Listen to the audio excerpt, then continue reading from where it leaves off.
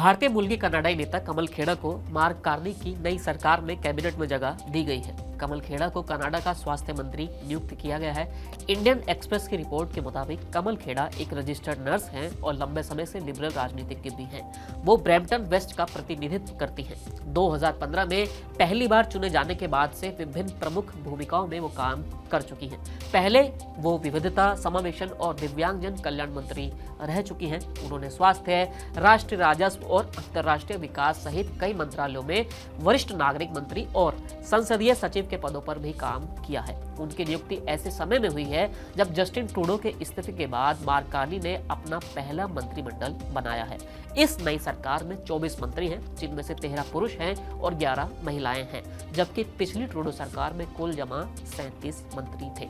अगर आप कमल खेड़ा की बात करेंगे तो कमल खेड़ा का जन्म 4 फरवरी 1989 को नई दिल्ली में हुआ था। उनके पिता हरमिंदर सिंह ने DRDO में काम किया है, जिनका 2020 में निधन हो गया था। उनकी मां गुरशरण कौर एक शिक्षिका रही है। उनके बड़े भाई मणि सिंह बैंक ऑफ मॉन्ट्रियल में मॉर्गेज स्पेशलिस्ट हैं। स्वास्थ्य सेवा में उनकी पृष्ठभूमि ने उनकी राजनीतिक यात्रा को आकार दिया, जिसमें उन्होंने सामाजिक कल्याण और सार्वजनिक स्वास्थ्य नीतियों पर ध्यान केंद्रित किया। कोविड-19 महामारी की पहली लहर के दौरान खेड़ा ने ब्रैम्पटन में एक दीर्घकालिक देखभाल सुविधा में स्वयं सेवा भी की थी और बाद में समुदाय में उन्होंने टीके भी लगवाए थे।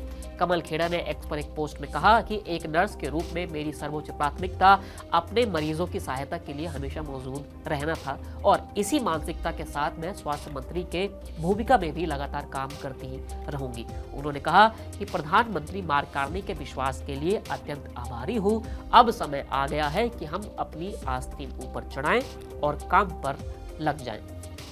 रिपोर्ट्स के मुताबिक मोहाली के पास उनके पैतृक गांव भागोम जारा में 2021 में संसद में उनके फिर से चुने जाने का जश्न भी मनाया गया था। ग्रामीणों को पिछली दिसंबर की उनकी यात्रा याद है, जब वो अपने समुदाय से जुड़ी थी।